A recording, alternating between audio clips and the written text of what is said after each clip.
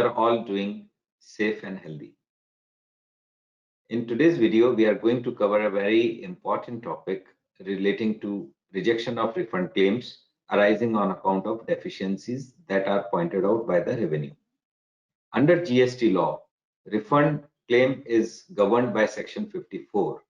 Section 56 provides for grant of interest. Rule 89 provides for the documentation and procedural aspect relating to refund claim. Rule 90 talks about grant of acknowledgement for refund and issuance of deficiency memo and removal thereof. So we are going to cover very briefly the points, the background and issue that arises on account of these refund claims. What is the erstwhile practice under the customs law? What is our take and the way forward for the businesses? We all know that refund is an inevitable part of every business. If you are paying tax, whether you are an exporter, whether you are a trader, whether you have inverted duty structure, whether you have excess paid tax, so there can be multiple reasons which can result into filing of refund claim.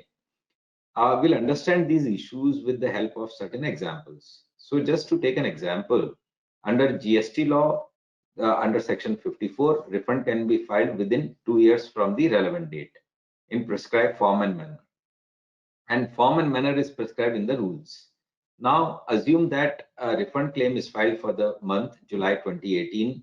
So 2 years are available. Supposing taxpayer files the refund in June 2020. Now, in July 2020, the revenue issues him a deficiency memo and he files a fresh refund claim. Now, the issue is that by July 2020, the 2-year period has expired. Therefore, the deficiency memo that has been issued, does it amount to rejection of refund claim? In other words, the deficiency memo has the impact of rejection or influencing the limitation for the filing of refund claim itself. We'll take another example to understand this.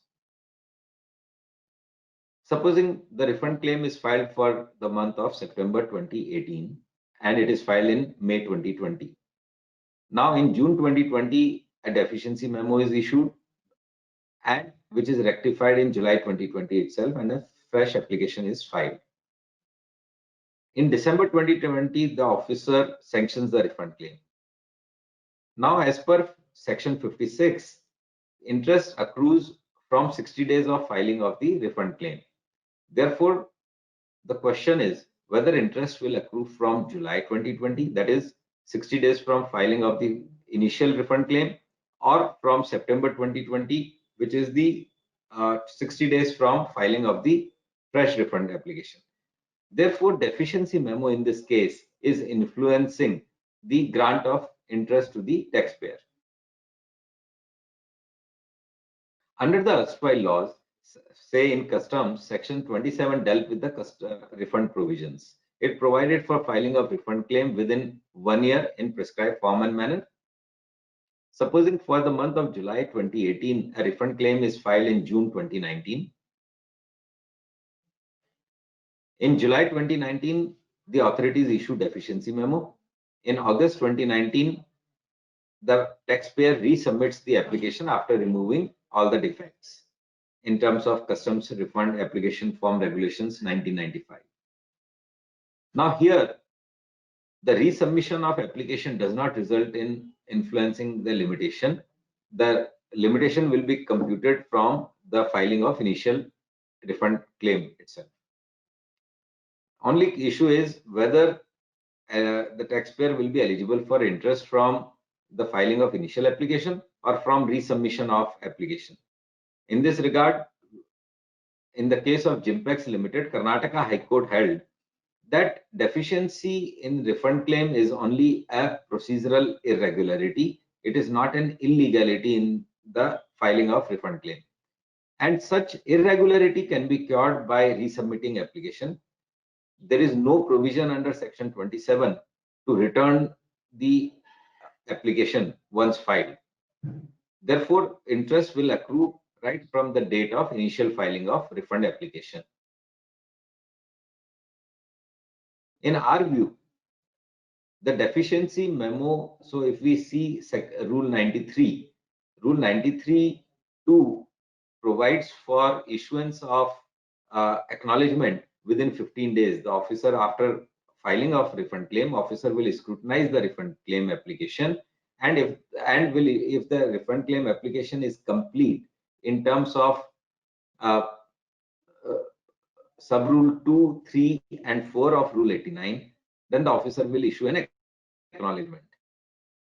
If the refund claim application is not complete, the officer will issue a deficiency memo in terms of sub rule 3 of Rule 90. Therefore, if deficiency memo is not issued within 15 days of filing of refund claim, then such a deficiency memo issued at a later point in time is not tenable under the law. Secondly, the deficiency memo which is issued under sub rule 3, read with sub rule 2 of Rule 90, can be only in respect of non-compliance with sub rules 2, 3, and 4 of Rule 89. If the deficiency memo is issued for any other irregularity or for any other additional documents, then the same is invalid. Any additional documentary requirement which is not prescribed under the law, and by law we mean Section 54 read with Rule 89(2), that does not entail into rejection of the refund claim or rejection of the grant of interest. Lastly, mere irregularities in a refund claim cannot result in denial or result in rejection of refund claim or denial of interest. We'll discuss a couple of rulings. In the case of Incitel services, this Rule 90 sub Rule 3 has been challenged before Delhi High Court by alleging that the said rule is ultra vires the parent statute, because it prescribes for rejecting the refund application without affording opportunity of hearing, and is used as a tool. This deficiency memo is used as a tool to reject the refund application itself, which is excessive, which is beyond the parent statute. So High Court has issued notices in this matter.